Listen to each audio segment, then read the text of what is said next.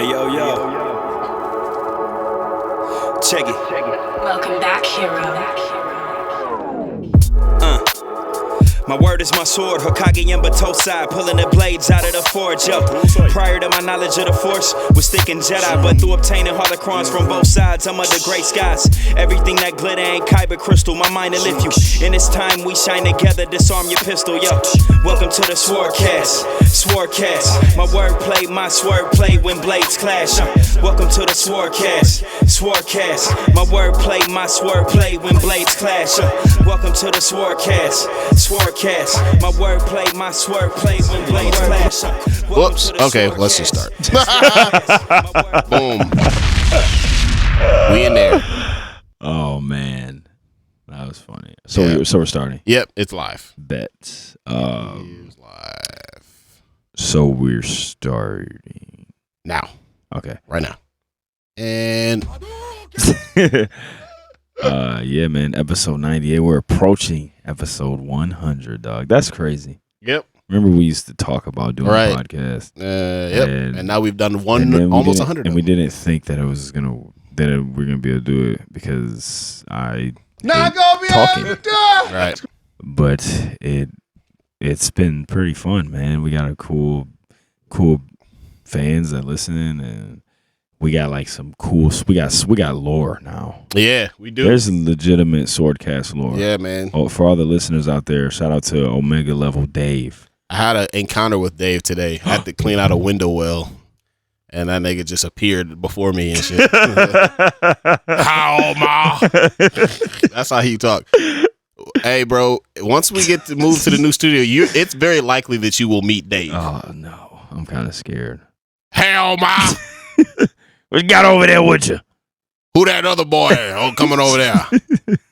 So Dave pointed to a flower in his backyard. This is a true story, bro. I swear to God, this shit happened today. He pointed to a flower in his backyard. Was like, "Hey, how you like this flower? Hey, Omar, you like that red flower?" Oh, no. And I was like, whatever. Like, but he disintegrated with his. No, the opposite. In fact, he was like, "Hey, do you want one?" And I was like, "Bro, whatever, dog. I don't know. Like, I don't know. What do you mean? Do I want one?" So then I said, I'm that's the elder. So I'm like, yeah, sure, Dave, whatever. Yeah, man, I'll take one. Bro, this nigga literally handed me a whole flower with like the like root and like a big dirt glob attached to it over the fence. And it was like, hey, why don't you go plant that right now? Like, you know what that was? That was, you ain't no flowers in front of your house. Yeah, I'm about to finagle you into planting some flowers. Yeah, now that's gonna be your new obstacle. You're now a garden nigga like me. You've been recruited into the Dave Force, into the green, into the green, dog. Yeah. Little does he know, I went and put that motherfucker in there, but I already forgot where I put it. So you gonna have a hard time recruiting me. I'm not into any of the things that he wants you to do. Not at all, but we'll see. Whatever. Shout out to Dave. Oh man, episode 98. What are you into currently, bro? My brother. I mean, I've been playing a lot of 2K, a lot of fucking video games, whatever. But let's talk about the Matrix, because that's what we've both been into that shit. We've both been into the Matrix, anticipating the new one that's coming out. Yeah. As you guys know, I went back and revisited all three of the movies. And I have to say, bro, like, I enjoyed these movies when I was younger, but my goodness, like, the first one is one of the greatest movies of ever. I love it, the first one, so much. I don't want to hear anybody's mouth, bro. I don't want any hot takes. Don't try to overthink this shit, bro. The first Matrix movie is by leaps and bounds one of the greatest films ever made. It's unbelievable. It's my favorite movie of all time, bar none. Like, it's definitely got a place in my top 5 for sure. Just so fucking good. So good. Just like it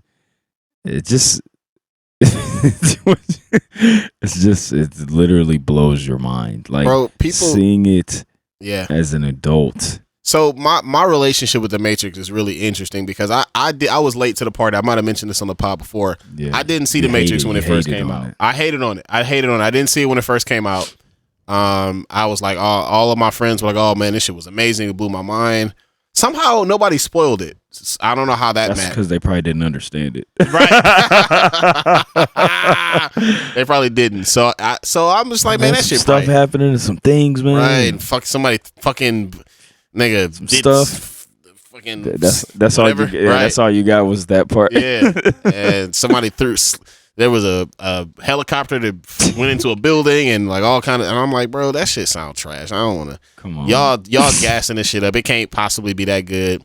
And so I lived on campus when I was in school. I lived in the dorms at Cranbrook. So I was bored one day, and this is early like pioneer internet, bro. So I like I downloaded. I know we got some young listeners. Y'all don't even get that joke. Yeah. Dial up. Yeah, you have no idea what that is. But there was a time where it was real hard to like download shit off the internet. Like I downloaded Kazaa or LimeWire, one of those. Them joints was virus, bro. Yeah, virus. Virus. You know how they classify humanity? It's not an animal. It's a virus. Shout out to Edmund with the amazing. I want to hear this. Edmund has an amazing Agent Smith impressions. Very, very good. I definitely want to hear it. But yeah, so I downloaded it. Get out of here. I've got. He's so fed up. Dog, he was grabbing this nigga by the fucking head. Like, I hate this place. I must get out of here. It's the smell. Bruh, and then they come in there. What did he say? I could smell your stink. I could smell your stink. Infested by it.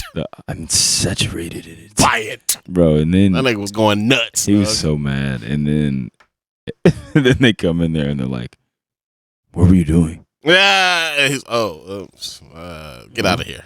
Leave me alone. But yeah, man, so I downloaded The Matrix, the first one it took me like 5 days to download the one movie. Oh man, downloading a whole movie back then was, man. That was not only was it a days of like the downloading process, but also if you didn't like keep it up, it would like stop and you just be fucked.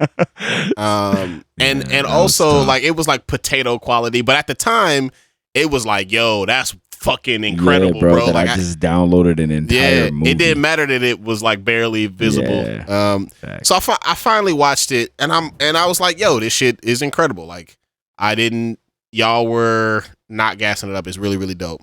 But I hadn't. But I was on board. I was like, all right, this is really, really dope. When the second one came out, me and my high school friends went to go see that shit the first day, front of the line. Went to go see it. I also remember very strangely that I brought Twizzlers Pull & Pill into the theater. I don't remember why I remember that. But I remember thinking that the second one was better than the first one at first. Mm-hmm. And the third one was. And at that age, I think maybe a lot of us did. You know? It's super crazy action. Hey, I heard you liked all the fighting parts in the first one. So here's Neo just doing that the whole fucking time. You liked it when you did the dodging the bullets? Okay, he's gonna do that for the whole movie. Yeah, gonna fly. And we're gonna literally do 100-man fight where it basically is just PlayStation 2 graphics. But it'll be cool though. And we thought that shit was cool. I thought it was incredible. Fights. I mean, y'all know how much I love fights, but the second, in comparison to the first movie, yeah. Well, here's the thing though. So I didn't. And the third one was even at the time. Even at the time, the third one was like, all right, this is a little too much even for me. Because it was like you said, it was basically just a fucking Dragon Ball Z My Hero Academia fight at the end. Superman versus fucking Goku at the end, basically. But it wasn't until I was an adult in college where I went back and got a proper Matrix DVD and watched the first one again. And I was like, wait a minute, dog. Yeah, man. This shit is way sweeter than I already thought it was. And I already loved it. This is like some profound shit that I'm watching. Because I was finally old enough to like really get what was happening. And from that moment forward, it was my favorite movie ever by for a long time by a mile. There's some other movies that have come close since then, but it's still The Matrix is the number one. Yeah, man. I had a similar, experience with the Matrix movies. Like I remember going to the theater when I was a kid, seeing the first one. This is like with my brother, my mom. I think probably probably my stepdad. And I remember being super into it, loving the movie. I told you the hallway scene at the end where Neo finally gets to the phone, and then Agent Smith just hits him with the blickety. Bro, he didn't just shoot. I said this shit before the pod started. They didn't just shoot that man. They was busting at that nigga, dog. Licking shots at that man. Yeah, bro. And when that happened, I cried in the movie theater. Like, I remember being like super invested in the movie and just like crying when he got shot. I was like, what? You know what I'm saying? And you saw Neo in the chair. Yeah, man. And he was in the chair eating the shots. Right, dog. Crazy. But like you said, man, like I enjoyed the movie. But then when I got older and I watched it, like as an adult, it's so good. Like even like one thing I love about the Matrix movies is like the green tint that they kind of shoot the movie in. Yeah. And then like but just understanding it, right? We see it as a kid, you don't know what the heck's going on. When you're older, man, and you really understand it, like the scene where they wake Neo up, just my head just exploded. You know what I'm saying? When I was old enough to understand what was going on. Bro, we just watched the scene before the pod started of where what'd you say? Bro, that's the greatest overstanding moment of all time. where Morpheus explains what the Matrix is to Neo, and Neo's reaction, he is so overstood in this moment that he is like driven to nausea and literally vomits because the overstanding is just too powerful, dog. He's gonna pop. He's gonna have a heart attack because like, dog, stop. No. That nigga literally throws up too woke because it was bro, he got literally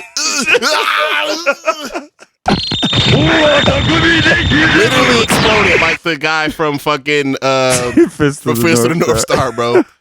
He overstood him so much that my man literally almost died. Almost killed him from. I mean, the Vision. We talk about Vision versus White Vision, where he literally overstood him into a stalemate. That comes close, but bro, Morpheus takes the case. Dog. He's gonna explode. He's gonna spontaneously combust. Yes, because he can't handle this information. I mean, Cypher literally was like, he's gonna pop.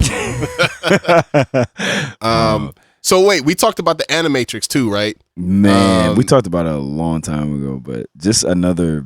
Bruh. So good, man. So I got a lot of takes on the Animatrix. I was afraid of the Animatrix for a while. I won't lie. So I'll get to that last. But the Animatrix kind of freaked me out, dog. The part 1 and part 2 about how the Matrix got started. Mm-hmm. I don't know, man. Something about that was like, bro, this shit kind of wild, man. Like, hey, let me ask you this. Yeah. I'm super. I've seen Animatrix 50 times. Loved it when I was growing up. Is it canon? Yeah. Like to the films? Okay.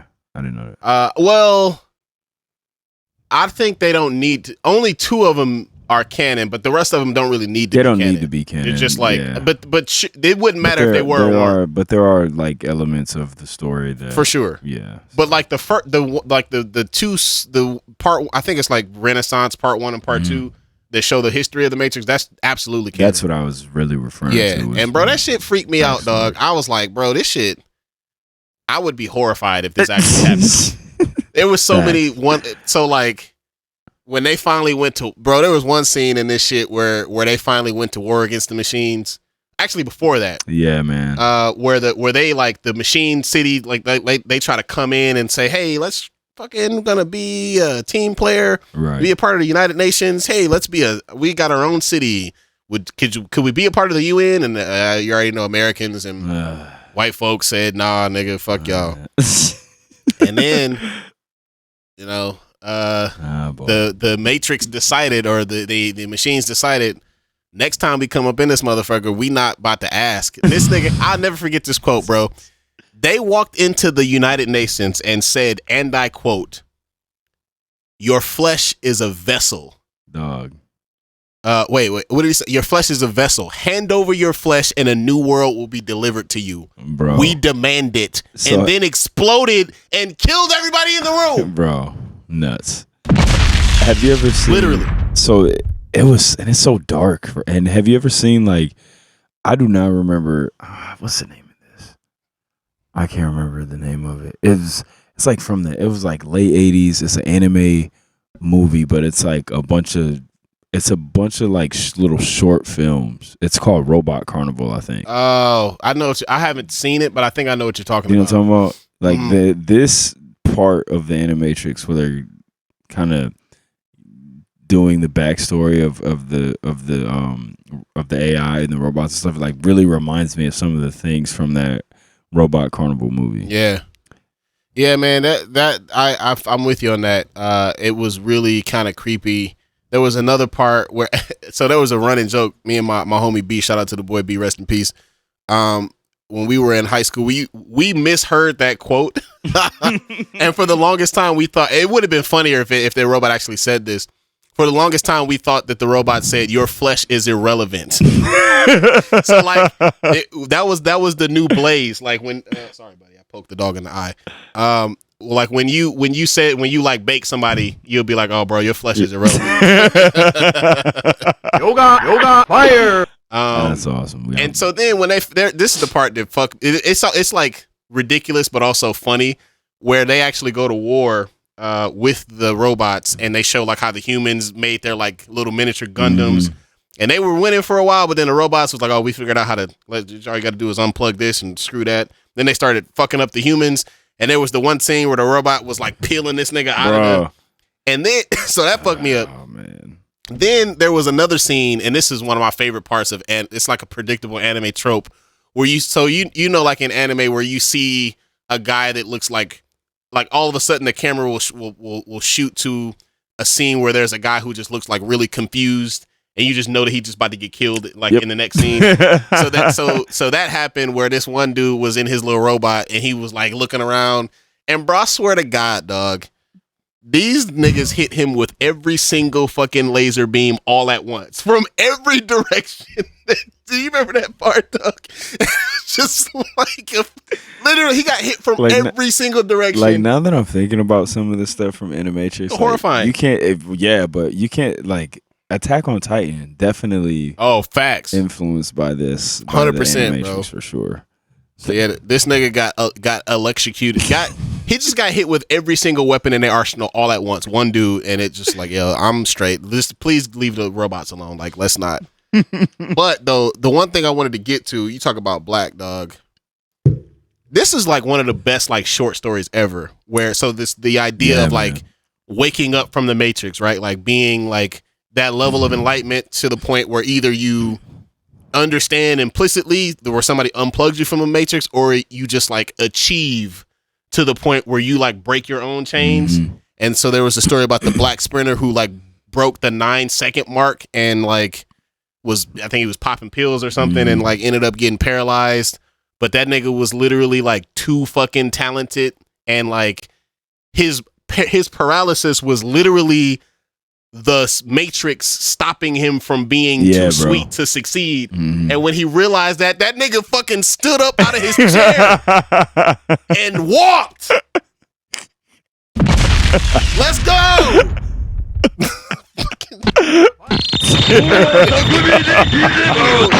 Understood, bro. And literally stood up because y'all niggas can't hold me back, bro. Like that shit is inspiring as fuck. Very, very much so. Y'all got to check out Animatrix if you never have, man. It's really incredible. Spoiler alert, by the way. Spoiler alert, big time. But yeah, man. Back to the first Matrix movie. Like I said, once you understand the story and what's going on, it's like mind blowing. It's so good, and obviously the fights are sweet. Yes. And the action is incredible. Yep. And just like, bro, it's so good. But and then on top of that, right, the second one we were just talking about, I remember going to see the second one as well, loving it, liking it better than the first one because of the action. But then, like I said, you get older, and then you kind of realize that they got away from the story that they were telling in the first one. You know what I mean? And it kind of goes in a different direction, a direction that I didn't prefer compared to the first one. Now, the first one's definitely my favorite, but I do enjoy all three.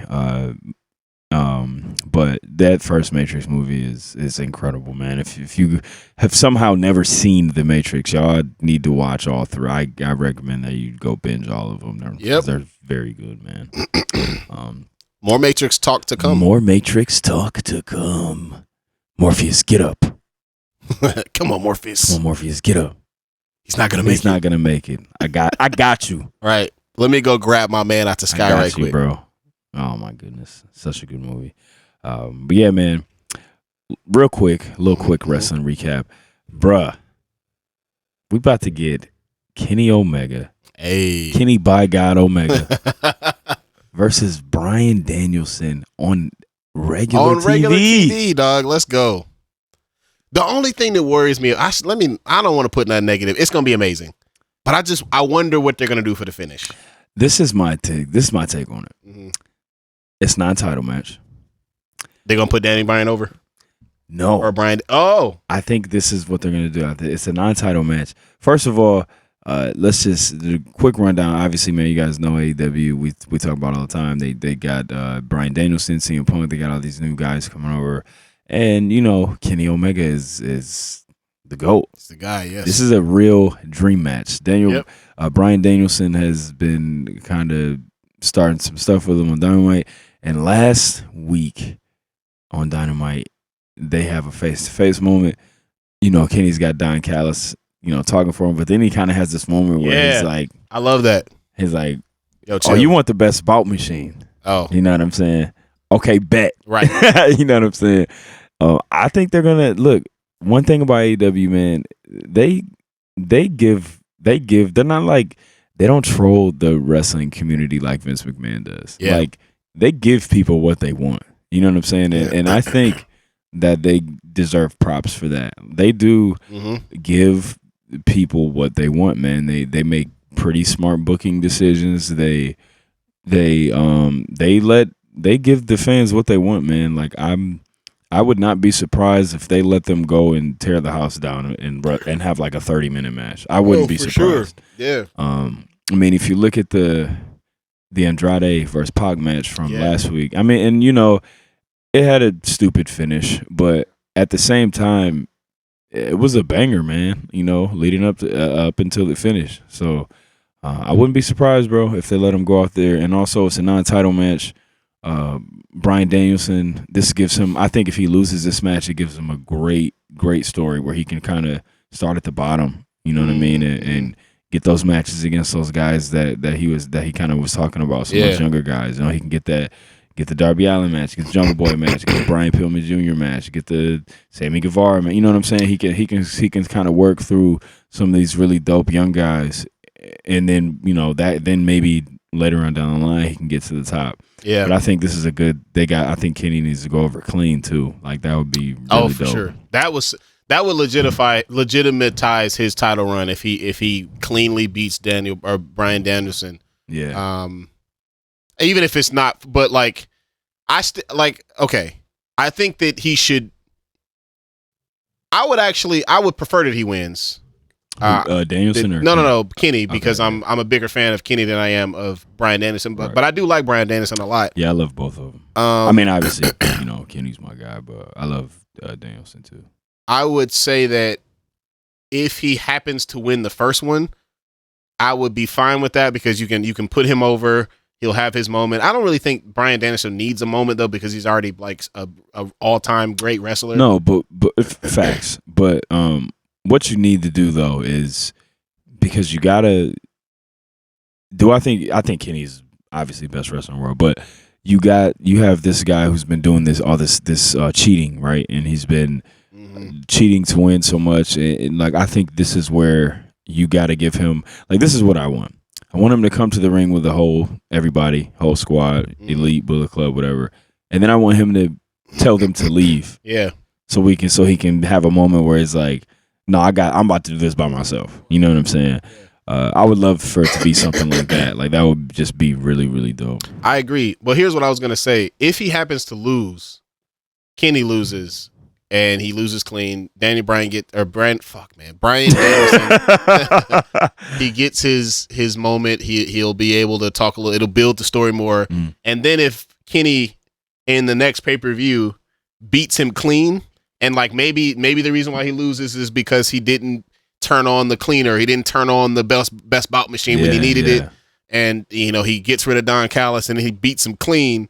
Kenny beats Bryan Danielson clean. That would absolutely legitimatize his title run as like, all right, like this whole Roman Reigns shit is over now. Yeah, right? Like he just beat arguably one of the other greatest wrestlers of all time. Right. You know what I'm saying? And I mean, and at the end of the day, man, I still think, and as much as I love Kenny, as much as I think his title run has been incredible, I do think that one thing that the fans are really wanting, he's missing that defining match from his title reign. I still think up until this point, I think the best match he's had since he's been champion was that match against Phoenix on Dynamite. And it was before they had fans. Remember, it was before they brought the fans back. But the match is amazing. I think Meltzer gave it 5 stars, which I don't care about. But it was amazing. But I still think that's been the best match that he's had. He's had some entertaining matches. Yeah. Because he hasn't had, bro. Look at the opponents he's had. Yeah, facts. Like the exploding barbed wire match. I actually thought the match was sweet, and then the stupid thing happened at the end. I thought the match against Christian was good too but it's Christian. All Out, but right. That's the thing, man. Like like the opponents, right? Yes. That's the reason why I am still holding out on. Can Roman Reigns be a good wrestler? Because he ain't never had to wrestle anybody who's any good at wrestling. Facts. Because of how WWE and I mean, if you look at him, I think his best match, and it's not even close, are against the 2 he had against AJ Styles back in like 2016. Yeah. It takes 2 to tango in wrestling, man. Yeah. But also, man, the triple threat match with Pac and Orange Cassidy was fire. With that was a good match. The Jungle Boy match on Dynamite was fire. Yep. So he's had good matches, but I think he's just missing that. He's missing that one match where people are like, okay, that was like an all-time great match, and that's what people expect from him. You know what I mean? But all of those matches that you mentioned were all really good, but they were all also like, hey, let's make the other guy look good because we need to establish them. Yeah. These all need to be like title, like big picture main event title matches, right, which he hasn't had yet. Like who of his title defenses have been? It's been Moxley, Cage, and he had a title defense against Cage. Sorry, I meant Christian Cage. Yeah. Okay, yeah. He had Moxley. The latest one was against Christian. He had the triple threat against Pac and Orange Cassidy. Right. Phoenix, Jungle Boy. But what else title defenses? Yeah. The Jungle Boy was the Jungle Boy was the title match. Oh shit. Okay. Yeah. Phoenix was too? Phoenix was the title match. Okay, never mind then. Yeah, he's had some good title defenses. Word up. Okay. But like I said, I think people just missing that defining. Bryan Danielson is that's taking it to another level. Yeah, like bro, these two could totally have the greatest match ever. But we'll see. I'm excited for it. It's gonna be dope. Like I think one more thing about that. Like I think we all kind of turned our back on AJ Styles a little bit, but like I think Bryan Danielson is like the next best thing to Kenny versus AJ Styles. I think that I agree. And see, my fandom of AJ Styles has kind of died down a little bit just because of like I don't trust the person that he is. Yep, 100%. And just like when all this, there's always so much time to speak up on things, and he just never does. So I just don't. Yep. I don't trust him. Nope, I'm with you. But Bryan Danielson, on the other hand, he's dope, man.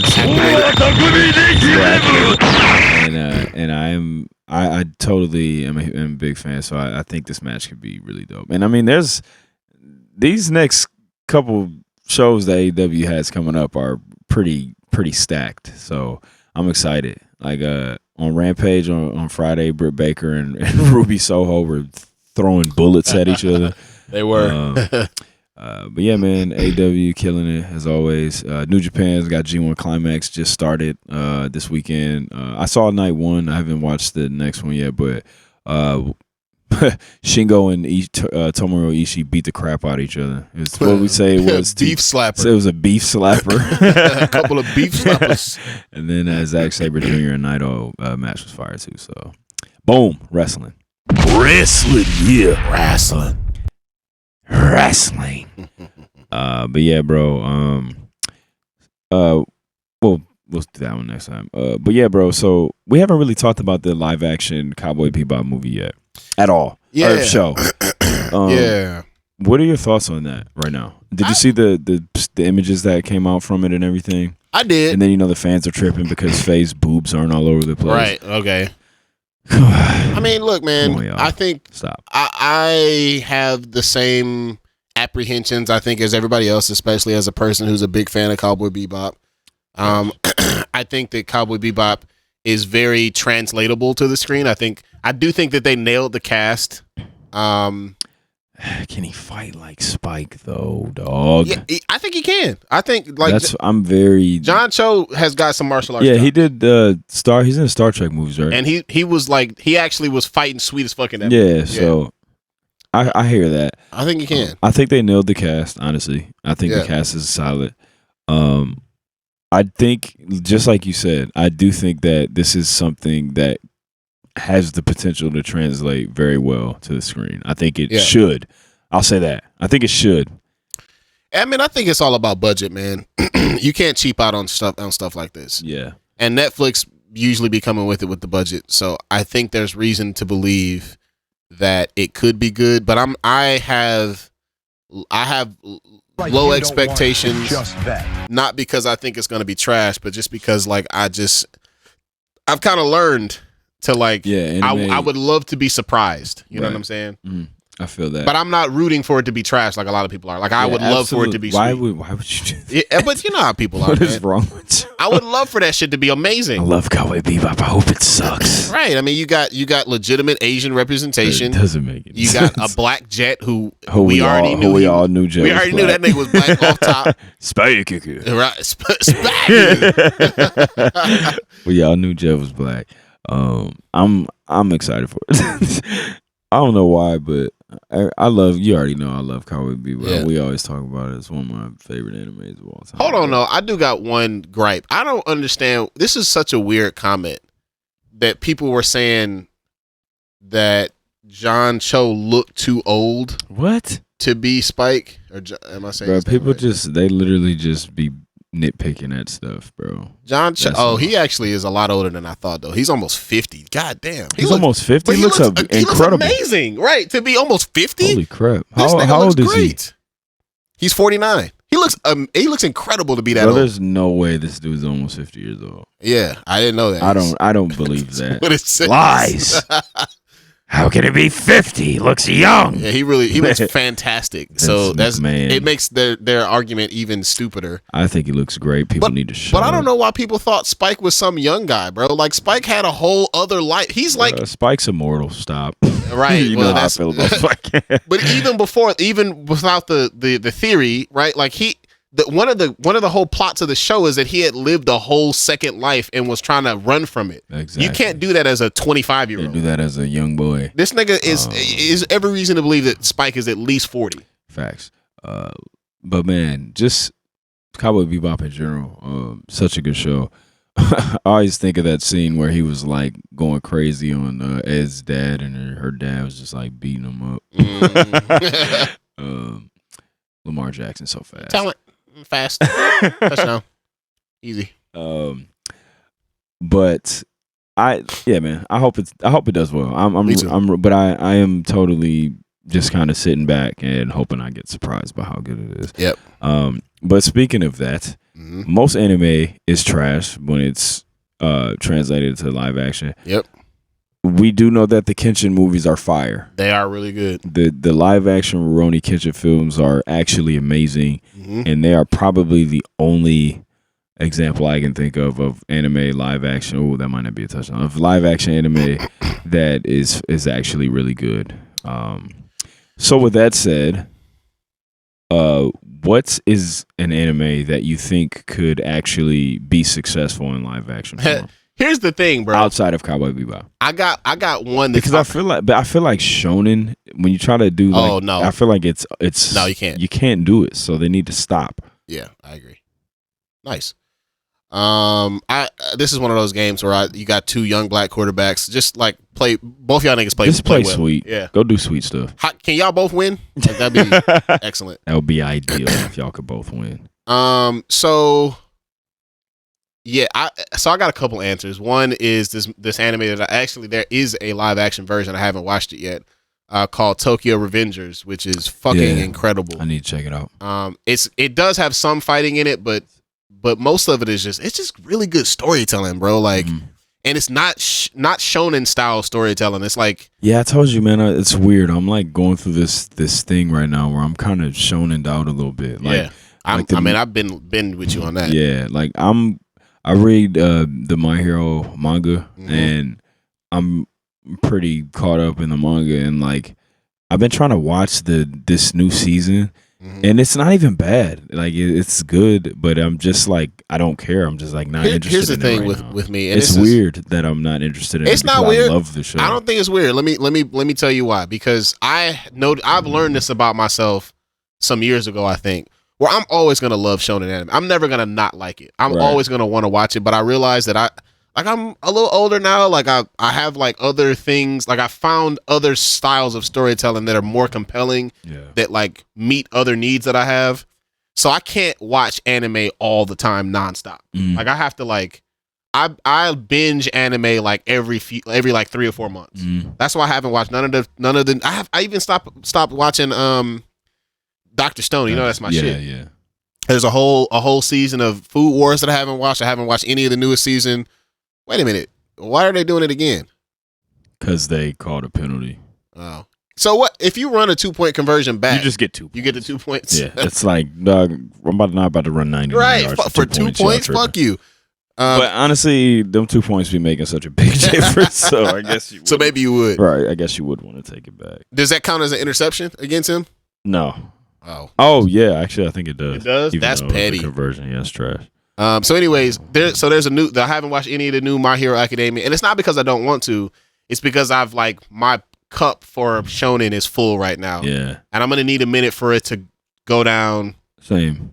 And once I'm back, I'm like, yo, I can enjoy it all the way again, because I'm like that makes sense. I want it again, and I'm not like full of it, you know what I'm saying?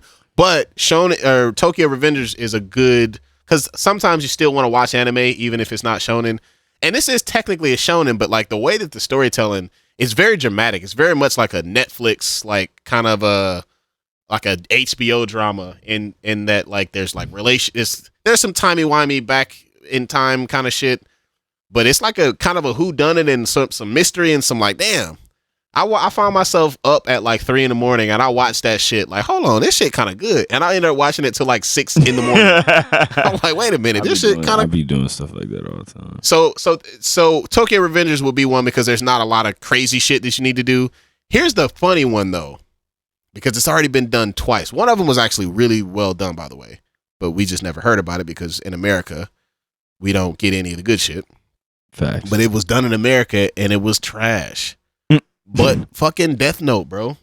Death Note, I feel like is so easy to get right. And I don't know how it was so bad in the live action version. I don't know. They Hot take, doing extra stuff. Hot take. I thought that Lakeith Stanfield as L was really good. Though it was different, but I liked it. But everything else about that movie sucked.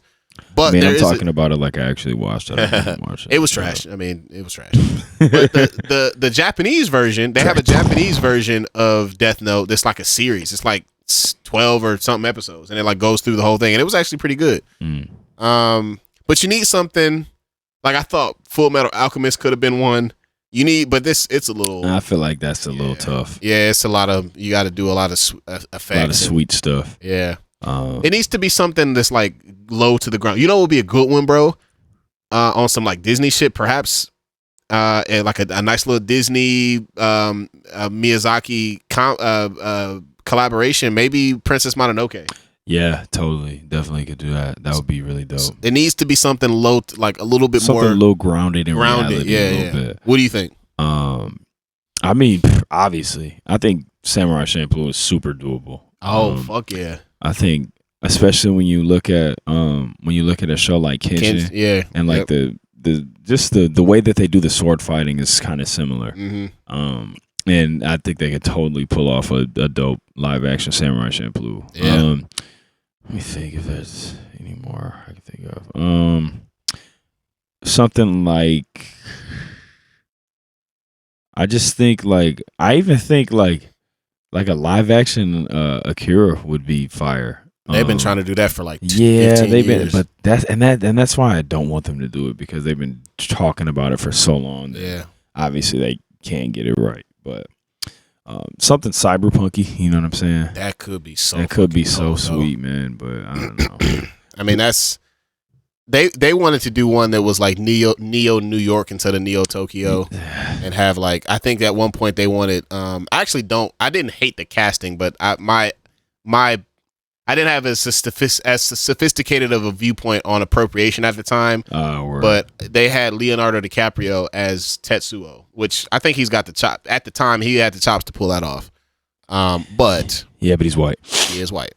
And if we're gonna do Neo Tokyo, I don't want to see it in Neo New York. If you're gonna do something like that, just change it, make it a different story, and just say, "Hey, this is based on Akira, and here's a different perspective." Yeah, and I'm cool with that. You Don't call it Akira, bro. Right. Yeah. And if you're gonna do it, I mean, you could do a Neo Tokyo where like, or like a Neo like Tokyo that's in LA, for example, because it's in the future, and you could, have some Japanese folks speaking English. There's ways you could get around it, but just doing it, or have them speaking like a blend of both. Yeah. That would be actually kind of dope. You kind of might be onto something. Yeah, that'd be kind of slick. But yeah, yep. So I don't know. We'll see. I'm hoping the Cowboy Bebop is good. All right, man. Getting back on some film stuff here. Boom. So one thing that they do when they make trilogies and things like that, sometimes I feel like I think a perfect example of this is like the Transformers movies. Mm-hmm. Like, they just don't stop making them. You know what I'm saying? So, considering that, right, which they do all the time, what's a movie franchise that you love but you feel like it got worse as they made more sequels? We were just talking about this actually. Terminator. Oh yeah, I love the first two Terminators. I think I saw the third one. I don't really remember it like that. But like I went back to watch the Terminator Salvation with Christian Bale as the young John Connor. And it was all right, but it was just kind of like, what the fuck y'all talking about? And they had a couple of more, and then the Dark Fate and the Terminator Salvation, and I'm just like, bro, what the fuck y'all niggas doing? Yeah, man, they just made too many. Like T1 and T2 are amazing, with Arnold, and then there was like that ridiculous gap in between until they made the third one. I think Rise of the Machines came out like. Yeah, it was 30 years. Yeah, it was like at least 10, 15 years later. It might, or longer. Yeah, it might be longer. Do you see this? Did you see that face that nigga just made? I did. Like a fucking pit bull, like football. Right, football monster and shit. But yeah, man. I mean, obviously, I think the first Matrix movie is the best one, of course. But I can't say that. I do think they got away from the story. For sure. But I think I would have to say the Transformers movies, because I actually I really enjoyed the first two. I said this before and I'll say it again. The first Michael Bay Transformers movie, and I'm a Transformers guy. Like that's one of my staples as a kid. I read the comics, had the toys, watched it, and I'm young. I'm young to be a Transformers fan. Like, that we're about 3 or 4 years too young to have been in the original wave. Yeah, because it's like in that same as like G.I. Joe and He-Man and like OG Turtles, Thundercats. Right. The 80s had some really wild ass cartoons. It was just, bro. Hey, what's the wildest toy you can like? Hey, all right, boom, cartoon. Catman, right, with a sword. But I'll say this before I say it again. Not only did I enjoy the first Transformers movie, it met and exceeded my expectations. Yeah, it was better than I ever imagined it would be. I remember going to.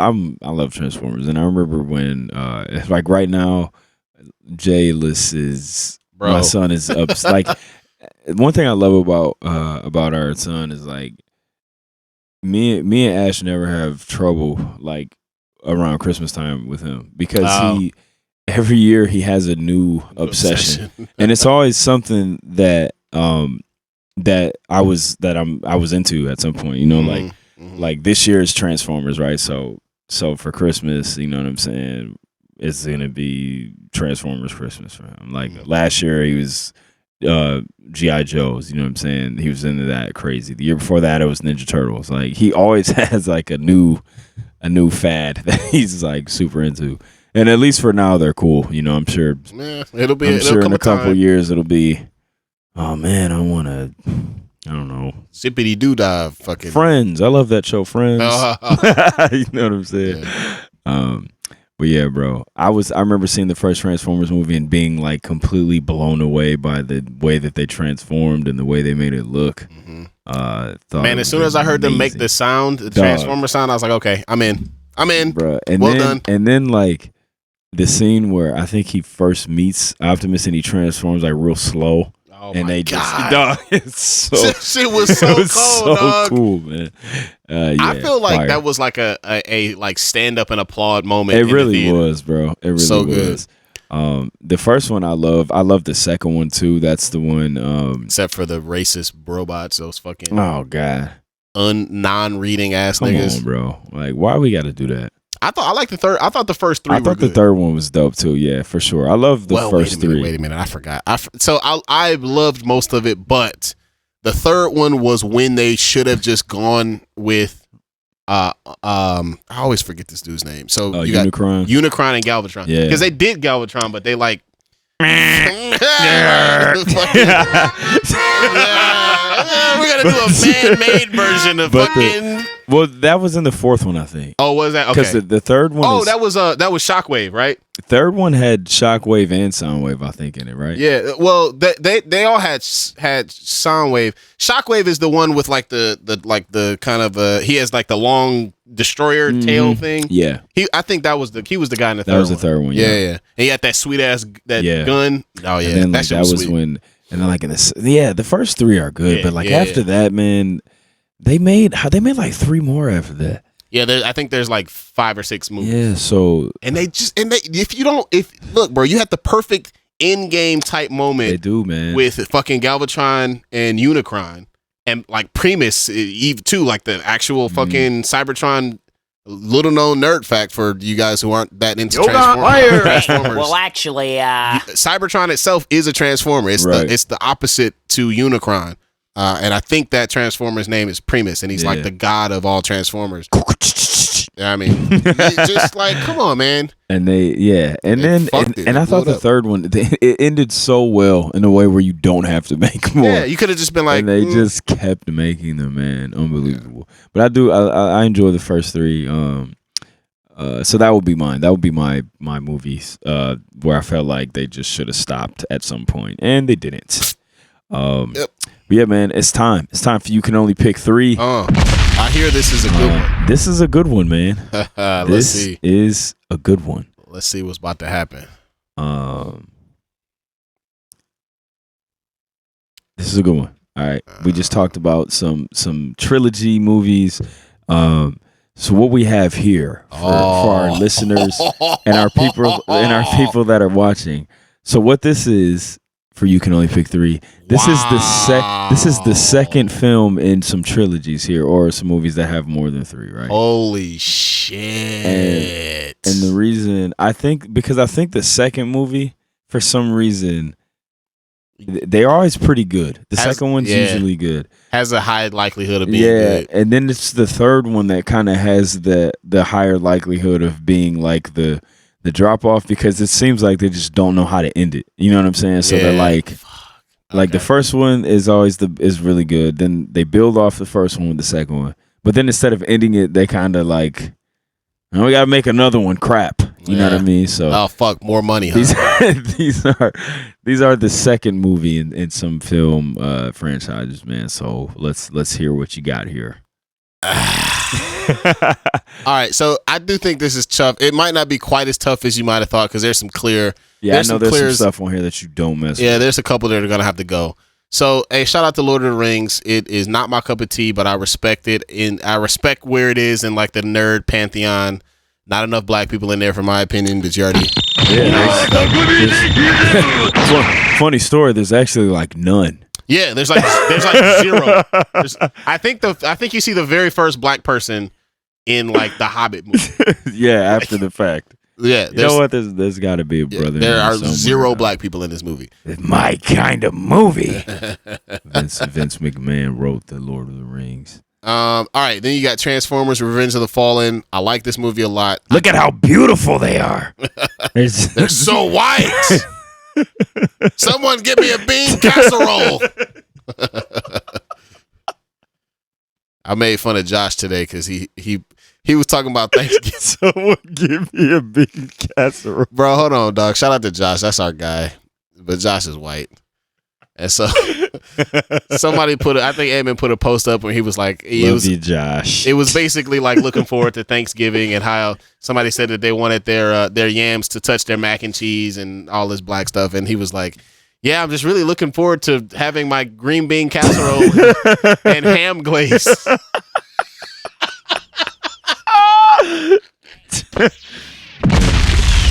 Josh is hilarious, man. Funny. And we all started laughing because that's like the whitest meal ever. In Josh's defense, I think it's more Midwestern than it is white. But I will say that nobody in my family does green bean casserole. But I do know it's a popular thing in the Midwest, in Michigan.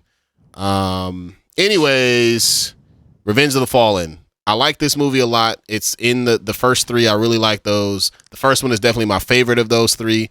I can't keep this one because they had the two nigga bots. Decepticons, dog. They literally said in this movie, does it look like we do a lot of reading? Or no, it's something like, does it look like we do?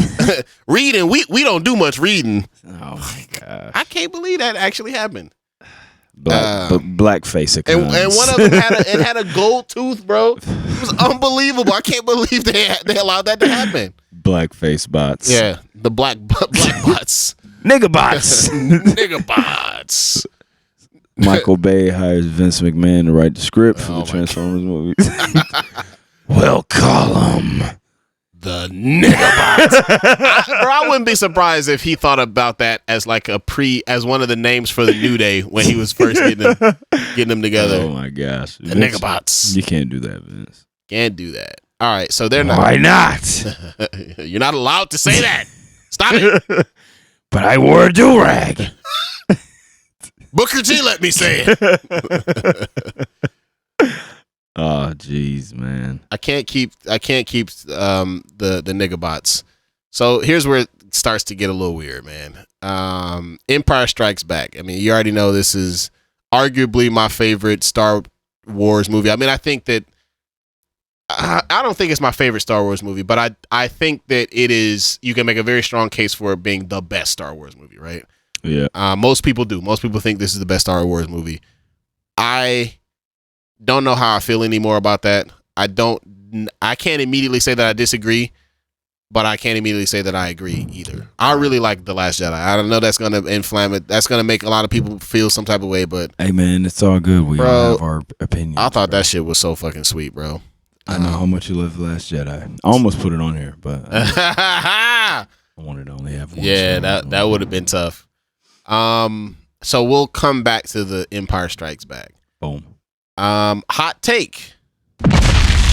I love the first two Terminator movies, but I actually like the first one a little bit better, just a little bit. It's young dog Arnold. Yeah, right. That's like bodybuilder, fresh off the fucking That's like Conan the Barbarian. Right, Arnold. Exactly. I wonder why they got Dolph Lundgren to play He-Man instead of Arnold. Probably because Arnold was doing all the other stuff. Oh yeah, because this is Terminator. This is Conan. This is Predator. This is like all types of Arnold stuff going on at this time. So, but that doesn't disqualify that 80s Masters of the Universe movie. Weak. That shit was trash. I loved it when I was a kid, but it is absolutely horrible. You know what movie I'm kind of scared to watch again because I wonder if it's gonna be trash or not. What? Warriors of Virtue. I fucking I want to watch that too, but I'm kind of afraid to watch that. It seemed like a movie that may potentially. I remember the action scenes being crazy though. Yeah, they was getting down in them kangaroo suits. Yeah, but I wonder if I'm gonna think that shit look I'm kind of gonna whack watch now. it, dog. I'm gonna watch it. Let me know if that shit still hold up. Oh my god. Lamar Jackson talent. Fast. All right. The Matrix Reloaded. Another one that is. Ooh. I liked it better than the first Matrix at first, and it wasn't until I smartened up and was like, oh, wait a minute. This first Matrix was on some like biblical, like fucking reshaping humanity type shit. So yeah, I had to kind of reassess my priorities. It's not that I started liking that one less. It's that I just realized how much better the first one was. Yeah, that makes a lot of sense. Because it wasn't trying to do the same thing, but I wonder if that wasn't because it's almost like, man, like I just like hit 4 straight 3-pointers, and now I'm scared to shoot again. You know what I'm saying? Because I don't want to miss, and it's like just shoot, just shoot. You're a shooter. Shoot the rock, bro.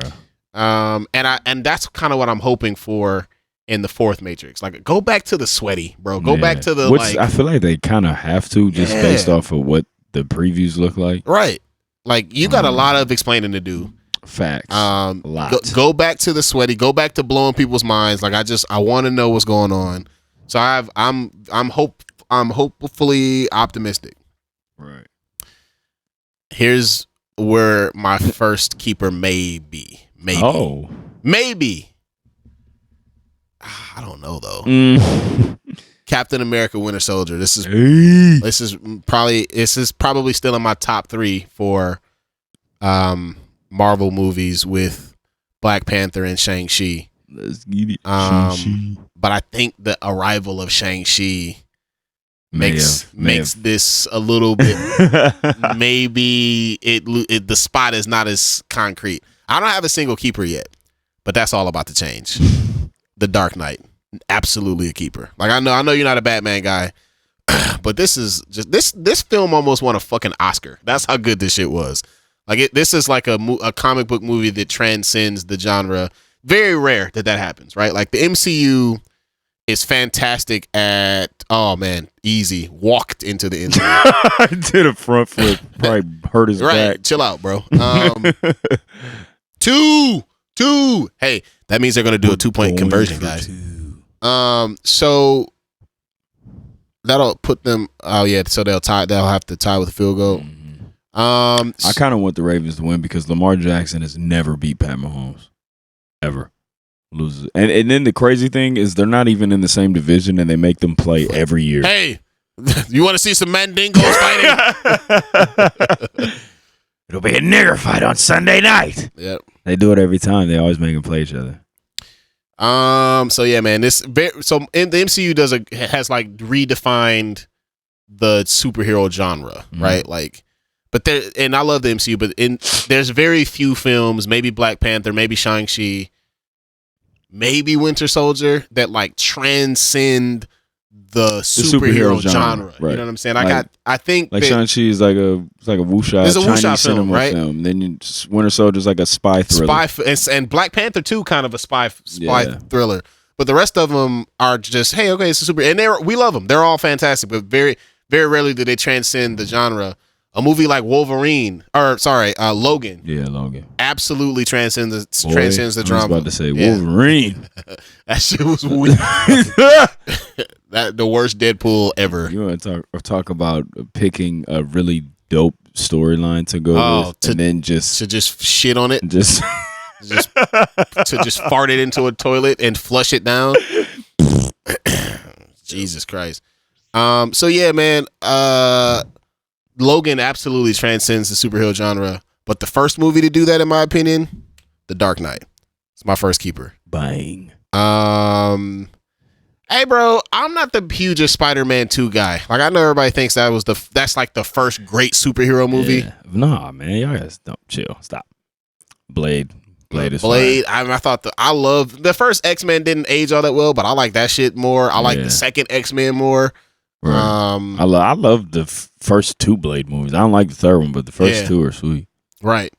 I like the first Spider-Man better than Spider-Man 2. Sneaky Donnie Yen appearance in the second Blade movie. Fact. That's not true. I like the Spider-Man 2 better than Spider-Man 1. But I don't like Tobey Maguire as Spider-Man. Me neither. So, whatever. I think he's the worst one. Second keeper and probably my favorite movie on this whole list is without question. Are they making another Michael Myers movie? Yeah, he's immortal. He's some sort of. What is he? He's like Shuma Garaf. He's some sort of fucking interdimensional, fucking like nightmare machine. That was a great comparison. It's just like, why are you still here? Go away, Shuma Garaf. God damn it. Anyways, that was a fucking. Hey, well, that was a sweaty callback right there. Oh. For those of y'all who don't great. know, you either know him from Marvel vs. Capcom 2, or you know him from the Doctor Strange What If. Yeah. Pretty sure that was Shuma Garaf. We don't know for sure, but it seemed like it was, wasn't it? Man, I would love to see him in a film. I think that I heard that he also might be one of the villains in the Multiverse of Madness, but we'll see. I don't know. Man. But yeah, Shuma Garaf is he's also dramatically underpowered in Marvel vs. Capcom 2. He's Shuma Garaf in the comics is like a god. He's like a He's not. It's beyond. He's like a force of nature. Like not even like a be. It's like not a corporeal being. It's just like a force. It's just like, hey, like time, like space evil incarnate. That's me. Shuma Garaf. Yeah, That's the name of it. Anyways, Dawn of the Planet of the Apes is not only my favorite of these Shout out films. to LAZ from my group Clear Soul Forces. He's a Shuma main in Marvel vs. Capcom 2. He's cold. He is, but I had answers for that. I had answers, dog. I remember one time we were in North Carolina, and this was when we went to Ninth Wonder's studio, Bright Lady. But we were chilling with Cooley High, and we were playing Marvel vs. Capcom 2, and I just remember Jarrell was talking crazy like all day, and I beat him like 20 times in a row. It was so funny. Sounds about right. He's like, what's he's like, I don't know what's happening right now. Yo, so I got a similar story. We were all at Elijah Day's studio, and we might have actually been recording a Cerebral Apex. I think we were, because that was when I had like all you guys in there, like you, him, Vibe, Nolan, and I was playing against Elijah Day, and I was whooping Elijah Day's ass. Elijah Day, he's good, he can play. Yeah, he's nice. But I was whooping his ass. I don't remember what team I had, but he was like playing, and I pulled a combo out on his ass, and I remember Elijah Day's reaction was he was like, "Hey, Wimp." this nigga Hero doing air combos and landing them. That was fun. Oh man. So anyways, Dawn of the Planet of the Apes is not only my favorite Apes movie, it's probably my favorite single movie on this list. Oh wow. Maybe. It's at least in the top 2. Yeah, this is the ones where they got the guns and they Bro, you already fucking know. Nigga, apes on fucking horses with fucking straps with goddamn tanks. Goddamn it. Nigga, Cobra, human work. Goddamn it. You want to trust the humans, nigga? Human work. You're fucking me up. Fuck them niggas. Cobra, one of the great villains of all time, dog. Let's go. Yes. So that's definitely my second keeper. So we got Dark Knight, Dawn of the Planet of the Apes. It's going to come down between Empire Strikes Back and Captain America Winter Soldier. And I think that I am not a fan of movies that don't age super well. And I don't care what you say. All of the original trilogy Star Wars movies have aged poorer than most people are willing to admit. Yep. Furthermore, I am going to go with Captain America Winter Soldier as my third keeper. Boom. Bang. Let's go. All right, man. I'm a bigger Lord of the Rings fan than you are.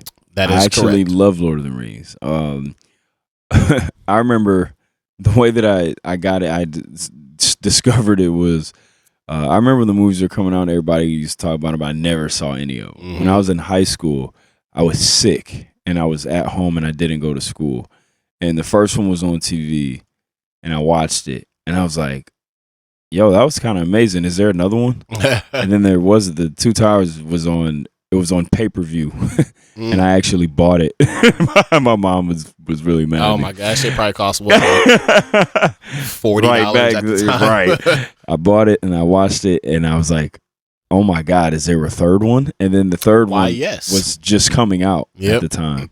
So then I went to the theater. I actually skipped school to go see the third one. So then I saw the third one. So I actually love the Lord of the Rings movies. The second one is actually my favorite one too. The Two Towers. There's like an awesome. Oh, I remember the tree. That nigga Treebeard. That nigga said, "Release the river, wash them fuckers away." Yeah, it's that movie has a really dope battle scene that's like an hour long. Oh, is that Helm's Deep? Yeah, Helm's Deep.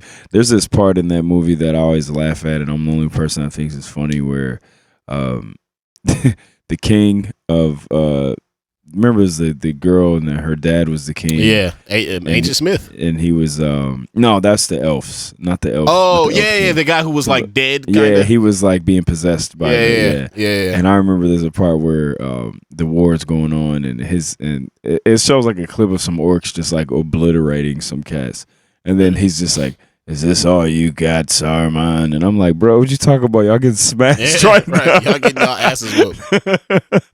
But that reminds me of a time I got in. Did I tell you about the time I got in trouble when I was in college? I was a freshman and we was getting blown out, and I was a freshman, so I wasn't getting that much tick at the time. So I got in at the end of the game and grabbed like 2 rebounds in a row and did like the grab and like slap the ball. Smack.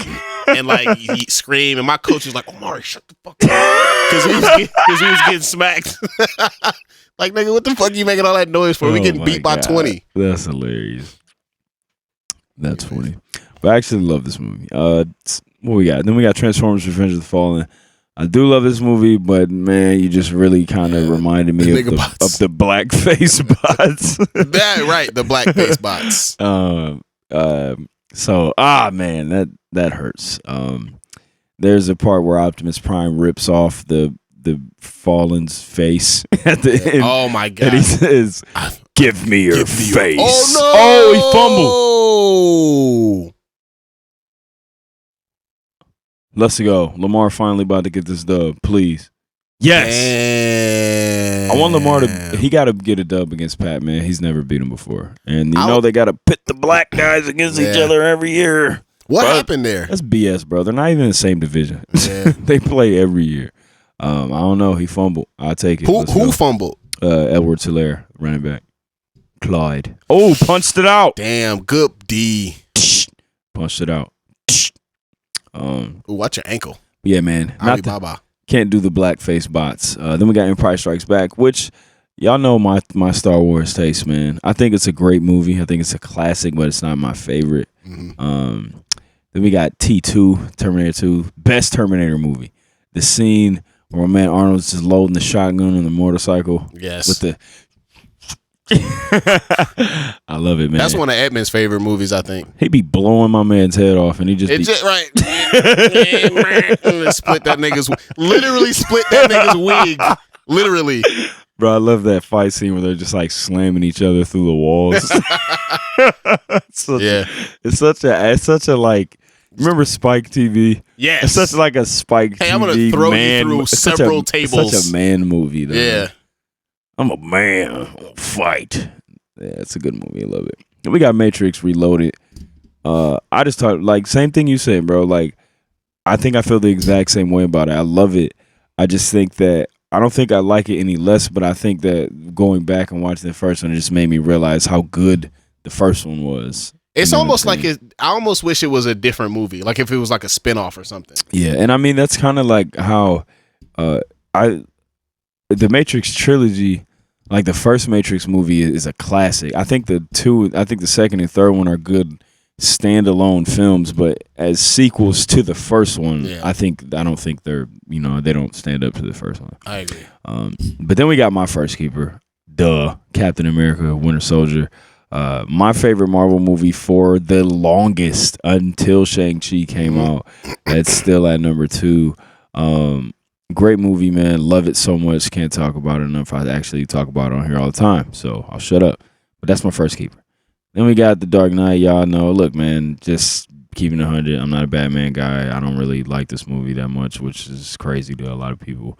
Hold on, bro. You can be a Batman. You cannot, bro. It's people that never heard of Batman that love this movie. I just don't like it, bro. It's not. I don't know. I just don't. I don't care for it. I don't care for Batman like that. This is a poor take, bro.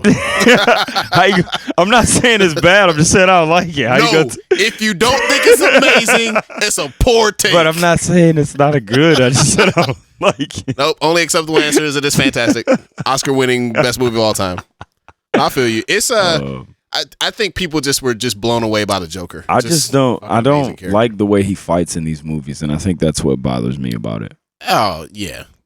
I seriously think that's literally it. I honestly think that's it. I just don't like the way that Batman fights in these groups. Wait a minute, movies. they just turned the ball over on downs? No, it's fourth down.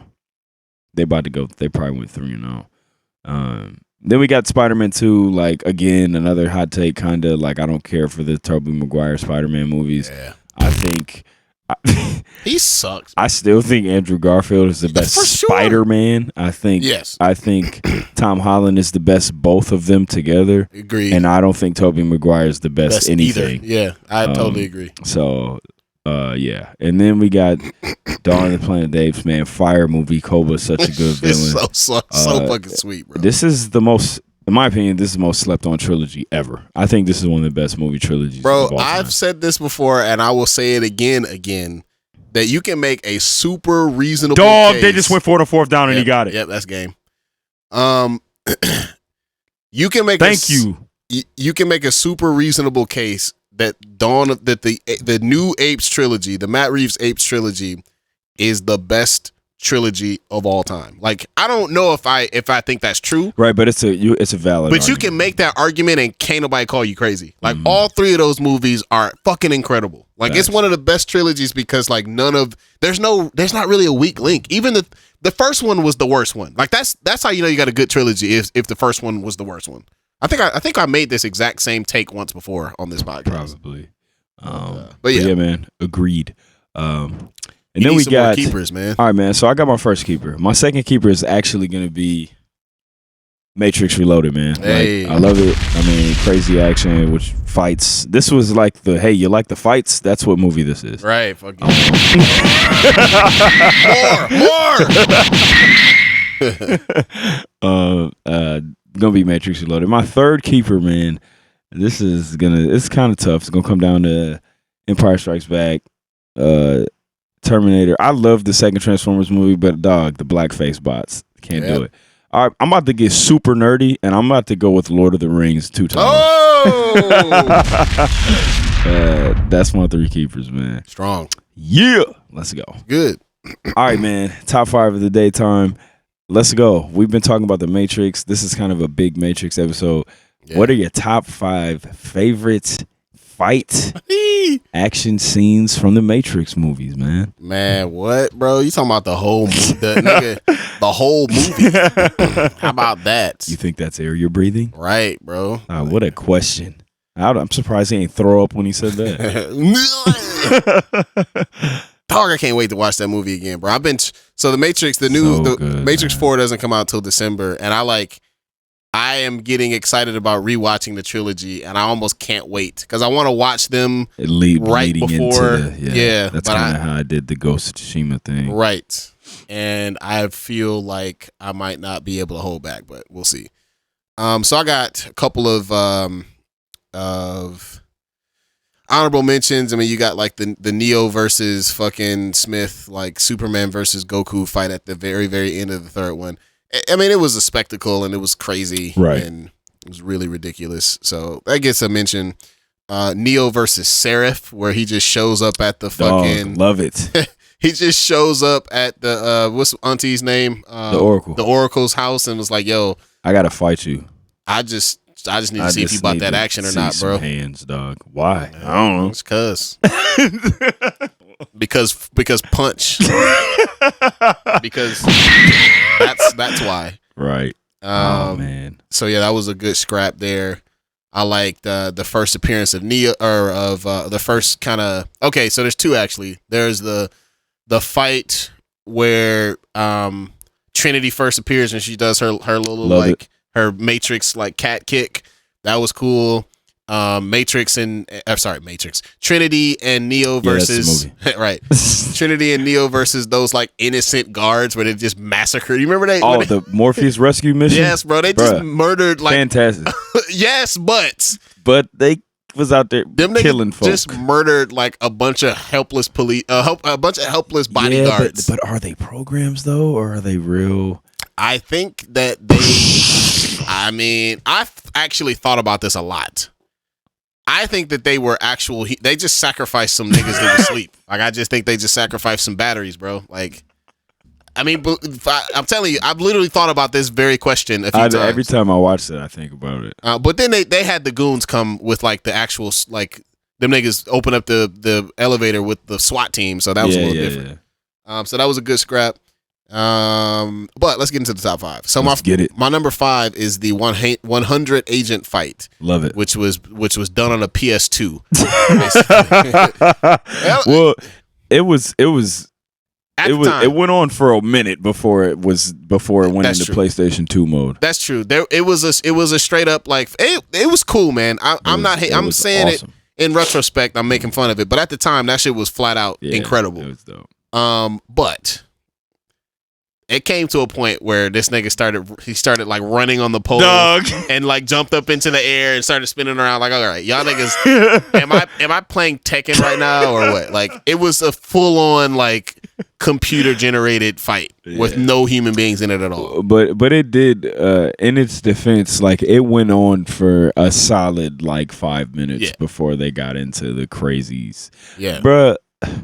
Just as I'm so happy that Lamar Jackson beat Pat Mahomes tonight, because they be taking the dump on Lamar, man. Yeah, they hate on him so much. Like he not. Oh, he plays nigger ball, so exactly. At least we taught the other half breed to throw the football a little bit. Oh man.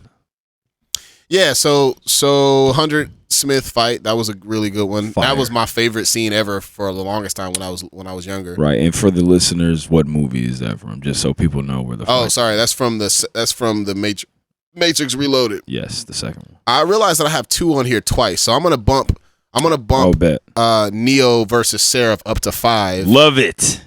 Smith versus the 100 Smiths versus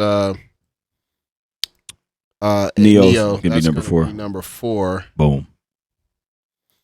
So I had number 4 as the Morpheus versus the twins, and the next one as the highway scene, but they're basically the same. Yeah, they are. That entire sequence where you have incredible dog Morpheus versus the twins versus like basically the whole freeway system where he's got a sword and he's fighting against like these niggas that keep phasing in and out of a Jeep. Bro, dog, that fight in the car. He fights him in a car, inside of a car. Yep.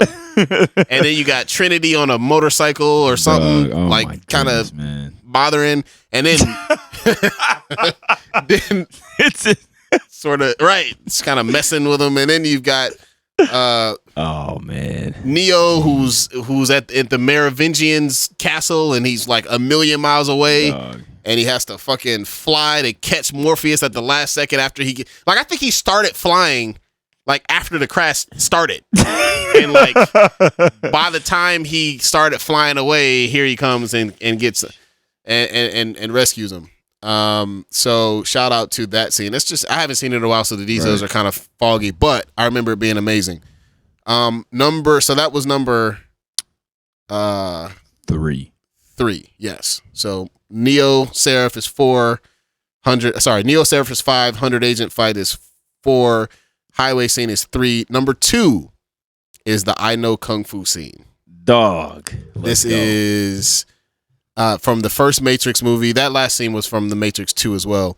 So that's the first Matrix movie. It is when Neo is discovering the Matrix. He's discovering that you can load like tech into a motherfucker. Facts. And my dog is unsuccessfully trying to get a fly that's in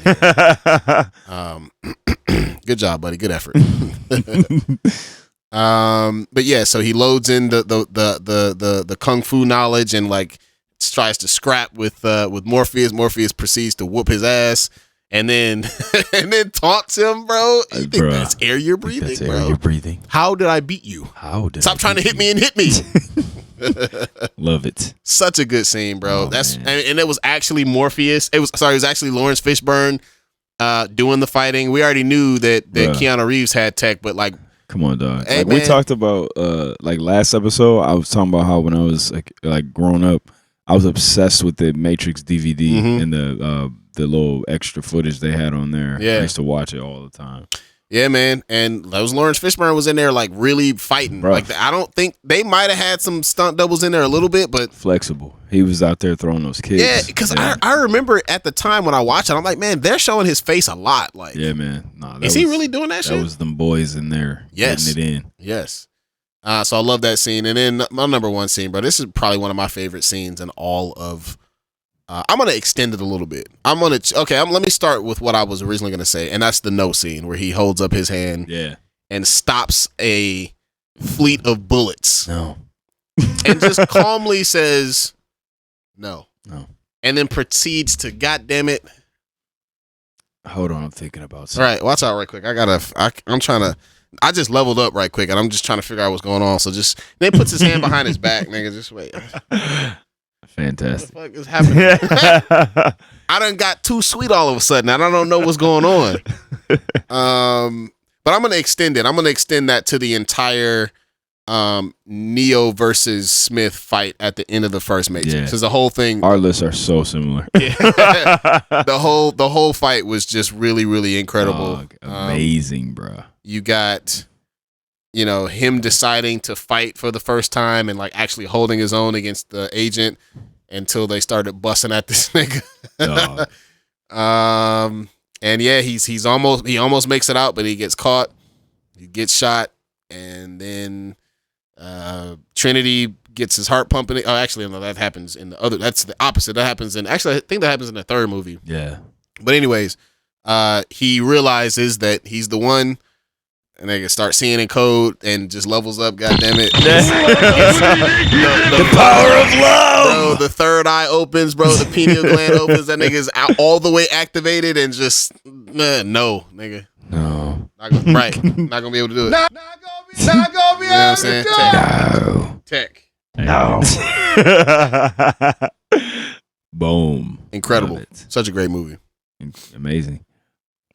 Bang. What about you? All right, man. Our top fives are very similar, dog.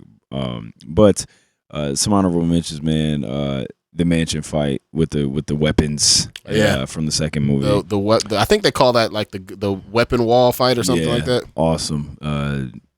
Neo killing like a ton of people. Yeah. And Murder. using some weapons is pretty dope. He used some psi. Uses a sword. It's a really dope scene. Uses some eskrima sticks. Eskrima, yeah. It's pretty dope. Eskrima, that's the one with like the hook at the end, or is that the three? That's the like Daredevil joints. Yeah, right. That's or the Kali sticks. Yeah. Yeah. Then another honorable mention, man, is gonna be the Dragon Ball Z fight from the third movie. Yep. Another honorable mention, man, is gonna be the Morpheus rescue mission, man. Fuck yeah. Scene where they go through the hallway. You know what I'm saying? Take out all those innocent guards.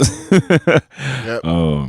Then another honorable mention, man, is gonna be the rooftop part, man. Obviously, the scene that everybody used to talk about when the movie first came out, where he dodges the bullets on the rooftop. Oh, I forgot about that scene. Yeah. So many other good scenes that I didn't even think about that one. So good. Then Trinity comes behind him. Dodge this. Right.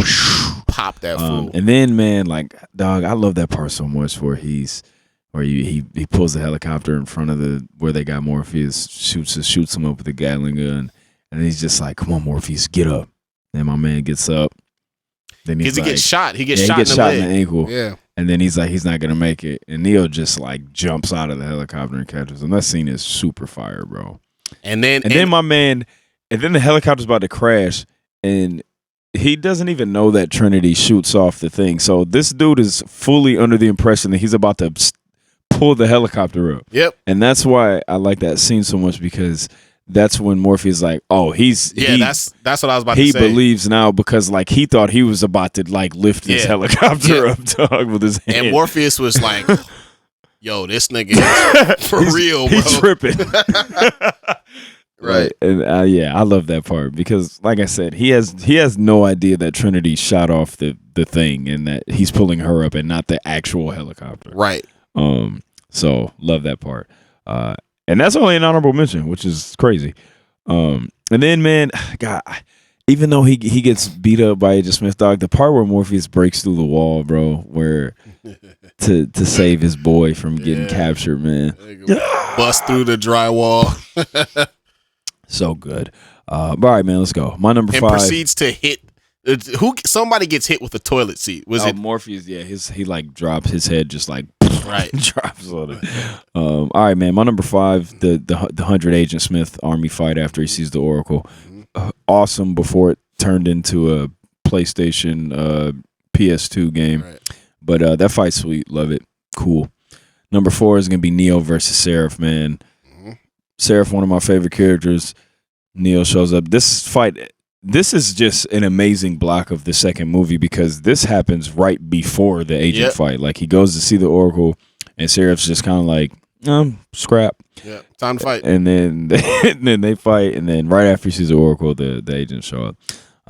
And my number 3, this is really hard, man, because this top 3 is they're all kind of on the same level, but I think I got to put this on number 3 just because I like the first movie more. But my number 3 is gonna be, you know what? I'm gonna flop them around.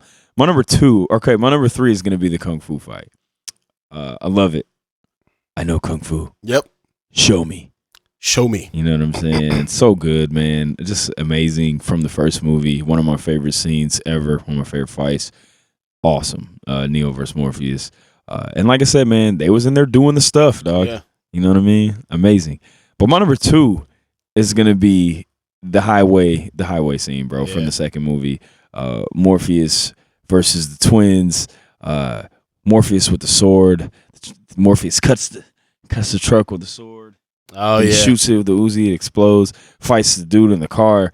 Gets on top of the moving semi truck. Fights the Agent 2.0. Come on, man. Right, he was actually putting in work Morpheus too. was going. Yeah. He's the best character. And yes. But in the second movie, he's just unbelievable. He's so good in the second movie. At least because you remember those are all upgraded agents. So like that version of Morpheus would have beat Smith's ass. He would have dogged Smith in that first movie for sure. Yeah, for sure. And just like he just picks up the sword and then, come on, man. Yeah. Like, Morpheus with the sword on the highway. Come on, man. Let's go. Stay on top of a moving semi truck, dog. Come on, man. Slicing the truck in half and then shooting it and then it explodes. Yes.